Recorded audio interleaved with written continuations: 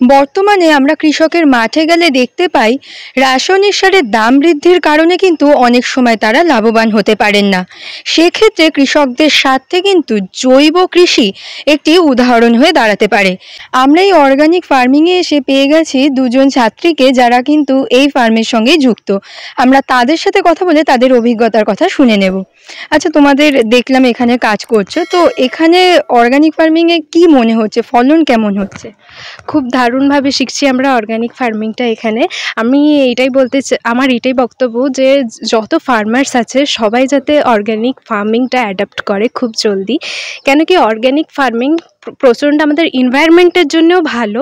আর এটা আপনি যেমনি দেখলেন, স্যার বললেনই, এতগুলো কম এরিয়াতে এত ফসল দিচ্ছে, তাহলে আমরা দেখতে পারি যে এটা যদি আরও আমরা বেশি জায়গা নিয়ে করি তাহলে আমাদের কতটাই লাভ হবে। আর আমি চাই যে এটা যেহেতু এনভায়রনমেন্ট পলিউশনও খুব কম করে, আর এতে অনেক কম মানে আমরা কম ফার্টিলাইজার দিই, তাই আমাদের যে কস্ট অফ কাল্টিভেশন, মানে আমরা যে কস্টটা দিচ্ছি এখানে সেটাও অনেক কম। তো আই থিঙ্ক ফার্মারদের জন্য এটা খুবই ভালো, আর আমাদের এখানে স্যার খুবই ভালো করে গাইড করছেন। আর আমি এটা আরও ভালোভাবে শিখতে চাই। এটা তো সবে শুরু, এখন অনেক শেখার বাকি আছে, আর আমি এটা নিশ্চয়ই আগে গিয়ে অর্গানিক ফার্মিং প্রমোট করতে চাই। আচ্ছা, তুমি ঝাড়খণ্ড থেকে এসেছো বললে, তো ওখানকার চাষবাসের সঙ্গে এখানকার চাষবাসের কি পার্থক্য দেখতে পাচ্ছ, বা ওখানে কি জৈব পদ্ধতিতে চাষ তুমি দেখতে পেয়েছো? হ্যাঁ, ঝাড়খণ্ডেও এখন খুব বেশি অর্গানিক ফার্মিংটা ওরা মানে অ্যাডপ্ট করার চেষ্টা করছে। মানে এরপরে ওটাও চেষ্টা করছে যে ঝাড়খণ্ডকে একটা অর্গানিক স্টেট বানানোর। তো আমি ভাবছি যে এখান থেকে অনেক কিছু শিখে আমি আমার স্টেটেও ওটা লাগু করতে পারি, তাই আমারও কিছু ওখানে দান থাকা দরকার, আমি এটাই ভাবি। এখানে চাষের মধ্যে কোনো পার্থক্য কি দেখতে পাচ্ছ? হ্যাঁ, নিশ্চয়ই দেখেছি। এখানে অনেক সায়েন্টিফিক্যালি স্যাররা অনেক কিছু শেখায়, যেটা আমরা অনেক ফার্মাররাই জানে না, আর আমরাও নতুন নতুন শিখছি। It is very interesting to do in this field. এখনকার দিনে অনেক কৃষকই এই জৈব কৃষিটাকে বেছে নিচ্ছেন লাভের স্বার্থে। একদিকে যেমন লাভ হচ্ছে, তেমনি অন্যদিকে কৃষকের জমির স্বাস্থ্য বজায় থাকছে এবং ফলনও কিন্তু হচ্ছে অনেক। বর্তমানে আমরা চলে এসেছি পশ্চিমবঙ্গ রাজ্যের গণ্ডি ছাড়িয়ে উড়িষ্যা রাজ্যে, এবং এখন দাঁড়িয়ে রয়েছি সেঞ্চুরিয়ান ইউনিভার্সিটির একটি অর্গানিক ফার্মের সামনে, যেখানে সম্পূর্ণ জৈব পদ্ধতিতে কিন্তু এই ফার্মটি গড়ে তোলা হয়েছে। আমরা এই সেঞ্চুরিয়ান ইউনিভার্সিটির associate professor doctor Sourav Barman স্যারের সঙ্গে কথা বলে জেনে নেব অর্গানিক ফার্মিংটা কিভাবে করা সম্ভব, বা এই ফার্মিংয়ের ক্ষেত্রে কি কি বিষয়গুলি মাথায় রাখতে হবে। নমস্কার স্যার। স্যার, এই যে এখানে দেখতে পাচ্ছি এই অর্গানিক ফার্মিংটা, এটা করাটা কি জন্য এটা করা হয়েছে? আপনারা আছেন এখানে সেঞ্চুরি ইউনিভার্সিটিতে, এই ফার্মের নাম organic research farm. Organic farming আমি ইউনিভার্সিটিতে জয়েন করার পর 2015 থেকে আমি শুরু করেছি এখানে অর্গানিক ফার্মিং। এই ফার্মটা এটা একটা ডাম্পিং জোন ছিল, মানে এখানে ইউনিভার্সিটির যা কিছু ওয়েস্ট মেটেরিয়াল এখানে ফেলানো হতো। তারপর আমরা এটাকে ছাত্রদের ইনভলভমেন্ট করে, ছাত্রদেরকে নিয়ে, ফ্যাকাল্টি ইনভলভমেন্ট করে, ডিফারেন্ট ডিপার্টমেন্টকে সাথে নিয়ে এটাকে আমরা রিক্লেম করে জায়গাটাকে রিক্লেম করার পর আমরা একটা সিদ্ধান্ত নেই যে ক্যাম্পাসের ভিতরে অনেক জায়গায় ফার্মিং করা হচ্ছে, আমরা যদি একটা প্যাচ রেডি করতে পারি যে অর্গানিক ফার্মিং বলে, যেখানে অর্গানিক্যালি, যে জৈবিকভাবে কিভাবে আমরা এখানে এগ্রিকালচারটাকে প্র্যাকটিস করতে পারি ছাত্রদেরকে নিয়ে, তার জন্য আমরা এটা শুরু করি। এই ফার্মটা আপনারা দেখতে পাবেন যে টোটাল এটার এরিয়া হলো 1 একর, যেটাকে আমরা যদি বলি 3 বিঘা জায়গা আর কি। তো এই 1 একর মডেলটাকে আমরা ডেভেলপ করেছি। এর ভিতরে শুধু আপনি দেখতে পারবেন না যে আমরা ফসল চাষবাস করেছি, কিন্তু এর সাথে সাথে আমরা এখানে পোলট্রি করেছি, এর সাথে আমরা এখানে একটা বায়োগ্যাস প্লান্ট রেডি করেছি। এর বিভিন্ন ধরনের এই কম্পোনেন্ট যাকে বলা হয়, বিভিন্ন ধরনের আইটেম, বিভিন্ন ধরনের এগ্রিকালচার প্র্যাকটিসেসের ভিতরে যেগুলি কম্পোনেন্ট রয়েছে ইন্টিগ্রেটেড করার একটা আমরা চেষ্টা করেছি। এর ভিতরে রয়েছে ছোট্ট একটা ফ্যামিলিকে আমরা রেখেছি, এখানে আদিবাসী একটা ফ্যামিলিকে রেখেছি। উদ্দেশ্য হলো এটাই যে আমাদের যদি দেখি আমরা স্মল অ্যান্ড মার্জিনাল ফার্মার, ছোট চাষি, যাদের জমি যদি আমরা বলি 1 একর থেকে কম, 1 একর থেকে একটু বেশি, 1.5 একর, মানে 2 একরেরও কম, তো ওই চাষিদের জন্য কি আমরা কি অ্যাজ এ ইউনিভার্সিটি থেকে যদি আমরা একটা মডেল তৈরি করতে পারি যে 1 একরের মধ্যে কি একটা চাষি ডেইলি বেসিসে 400 থেকে 500 টাকা ইনকাম করতে পারবে 1 একর একটা মডেলের মধ্যে। তো আমরা দেখতে পাচ্ছি আমাদের ছাত্ররা 1 সপ্তাহের ভিতরে প্রায় 3 থেকে 4 দিন 500 টাকা রেঞ্জ কাভার আপ করেছিল এখানে জিনিসপত্র বিক্রি করে। 400 টাকা রেগুলারলি আমরা এখান থেকে পাচ্ছি, এই ফার্ম থেকে। তার মুরগির ডিম বেচে হোক, তারপর এখান থেকে আমরা বায়োগ্যাসটাকে ক্যালকুলেশন করি, কতটা বায়োগ্যাস প্রোডাকশন করা হচ্ছে, ফ্যামিলিটা যে কনজামশন করছে। এখানে আমাদের লেমন গ্রাস লাগানো হয়েছে, লেমন গ্রাসকে আমরা ডিসলেট করি ট্রেডিশনাল মেথডে। এখানে আমাদের ভেজিটেবল করা হয়, অনেক ধরনের ভেজিটেবল আমরা করি। সব কিছু এখানে ইন্টিগ্রেটেড ওয়েতে করা হয়েছে। ফ্রুটস আমরা রেখেছি, ড্রাগন ফ্রুটস রেখেছি। কেন কি আমাদের টার্গেট হলো যে একটা ফার্মারকে যদি দেখি আমরা, বা একটা পার ক্যাপিটা ইনকামটা যদি দেখি, যে অনেক দিন আগেই ভাবা হয়েছিল যে 10,000 টাকা এটা সাফিসিয়েন্ট, কিন্তু তারপর দেখা গেল যে একটা 12,000 টাকা একটা সাফিসিয়েন্ট পার ক্যাপিটা ইনকাম একটা সাস্টেনেবল লাইফের জন্য আর কি, যেমন কি ও যেন নিজের ডেইলি লাইফটাকে যেন রান করতে পারে। যদি এখনের দিনে দেখি আমরা 10,000 কি 12,000 কি এই লেভেলটাকে 15,000 টাকার মধ্যে নিয়ে যেতে হবে। তারপরে আমরা দেখতে পাচ্ছি যে স্টেট গভর্নমেন্ট, সেন্ট্রাল গভর্নমেন্টের অনেক কিছু ফ্রি উইজ যেগুলোকে বলা হয় সাপোর্ট, এই সাপোর্টগুলো দরকার আছে। তার সাথে সাথে ও যেন সেলফ রিলায়েন্ট হওয়ার জন্য যেন অ্যাটলিস্ট 15,000 15,000 টাকা যেন মান্থলি ইনকাম করতে পারে। তার জন্য কি ডেইলি বেসিস 400 বা 500 টাকা আমাদেরকে আনতে হবে। তো আমি দেখাতে চাইবো আমাদের ফার্মটাকে। আপনি যদি দেখবেন যে এখানের বিভিন্ন কম্পোনেন্টগুলি এইভাবেই অ্যালাইন করা হয়েছে যে ছাত্ররা এখানে এসে, খালি ছাত্র না, ছাত্ররা এখানে প্র্যাকটিস করে এটাকে বাইরে, আমাদের ইউনিভার্সিটির বাইরে, যেটা লোকাল এরিয়াতে, এখানে যেটা ডিস্ট্রিক্টের নাম গাজীপুর ডিস্ট্রিক্ট, এখানে এই গাজীপুর ডিস্ট্রিক্টে 80% 80% যে পপুলেশন রয়েছে ওরা ট্রাইবাল রয়েছে। আর এই গাজীপুর ডিস্ট্রিক্টে 7খানা ব্লক রয়েছে, যেখানে 2খানা ব্লক প্লেন বলা যেতে পারে, যেখানের মধ্যে জেনারেল, ওবিসি, এসসি কাস্টরা এখানে বিলং করে।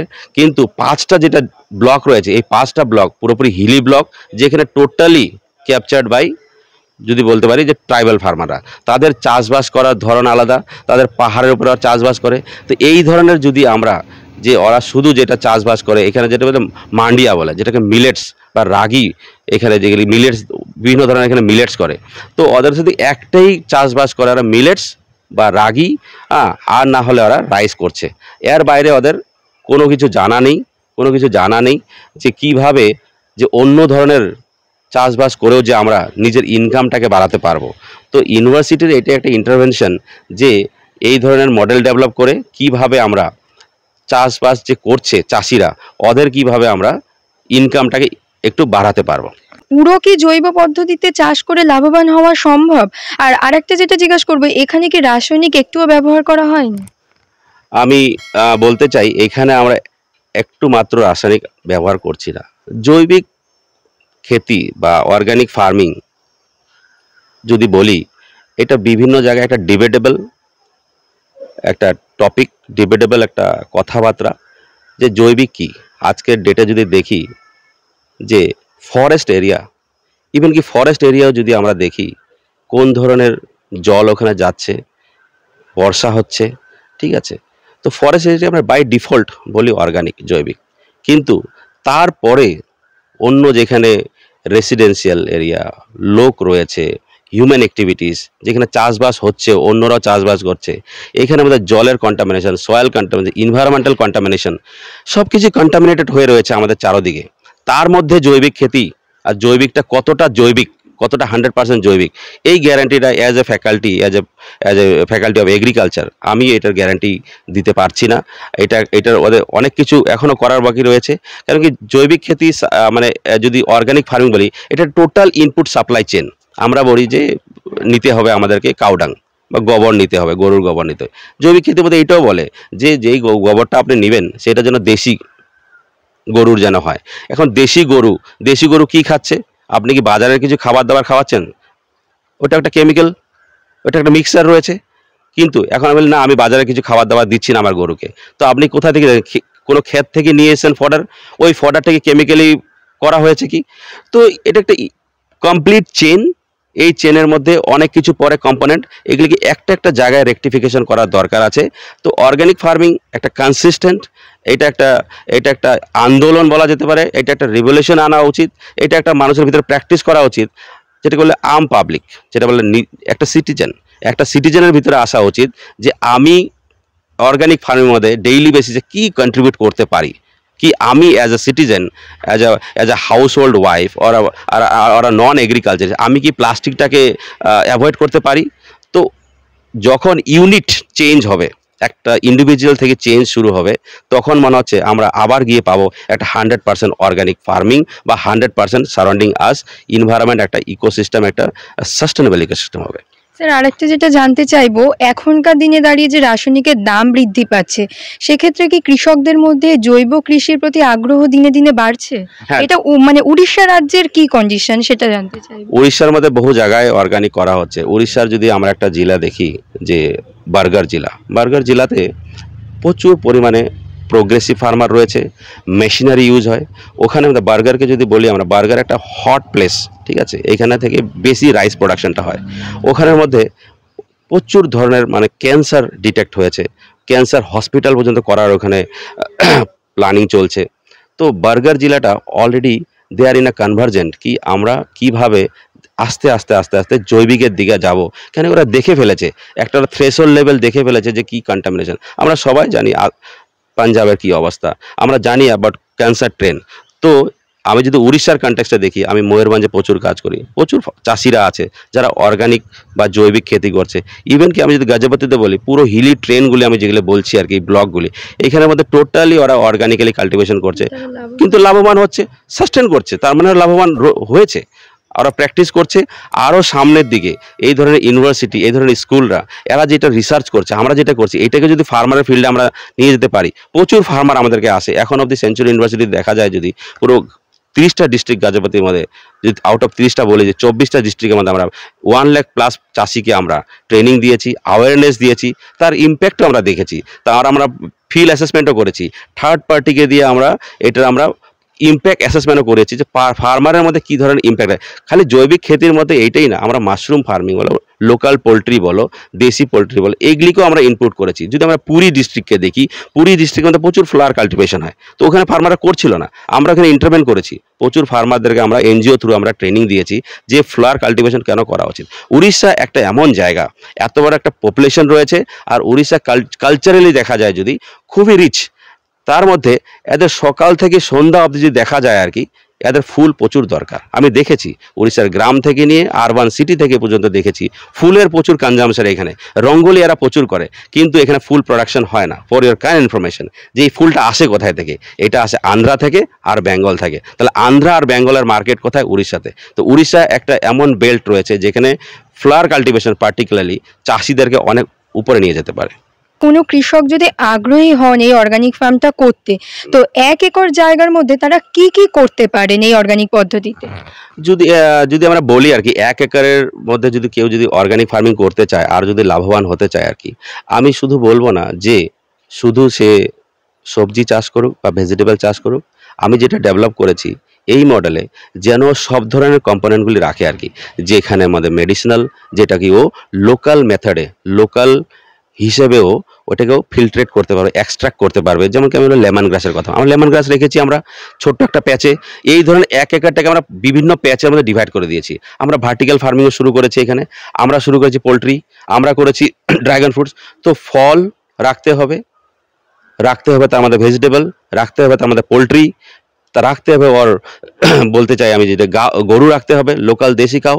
তো এই ধরনের মিল্ক প্রোডাকশন থেকে নিয়ে, পোলট্রি প্রোডাকশন থেকে নিয়ে, ঠিক আছে, পোলট্রি প্রোডাকশন আজকাল দেশি পোলট্রির ডিমান্ড বাড়ছে লোকালদের মধ্যে, আর ভেজিটেবল প্রোডাকশন থেকে। তো ডেইলি বেসিস যেটা আউটপুট আসবে আর কি, ও ডিম পেতে পারে, ও এখান থেকে ফল পেতে পারে। আমরা এখানে বেঙ্গল থেকে প্রচুর ধরনের ভ্যারাইটি আমরা এনেছি আর কি, বের যেটা বলে বরকুল এনেছি আমরা এখানে লাগিয়েছি। তো এই ধরনের বিভিন্ন কম্পোনেন্ট রাখতে হবে, না কি ও শুধু মাত্র চাষবাস করবে সবজি বা এই ধরনের ভেজিটেবল। আপনারা শুনে নিলেন, অর্গানিক পদ্ধতিতে চাষ করেও কিন্তু লাভবান হওয়া সম্ভব। শুধুমাত্র কিন্তু খরচ কমানো নয়, একদিকে যেমন আপনাদের জমির স্বাস্থ্য বজায় থাকবে, তেমনি অন্যদিকে ফলনের মাত্রাও কিন্তু বৃদ্ধি পাবে। এরকম আরও নতুন নতুন তথ্য জানতে অবশ্যই আমাদের কৃষি বার্তা চ্যানেলটিকে সাবস্ক্রাইব করে বেল আইকনটি প্রেস করে রাখুন, যাতে সবার প্রথমে নোটিফিকেশনটি আপনার কাছেই পৌঁছে যায়। নমস্কার।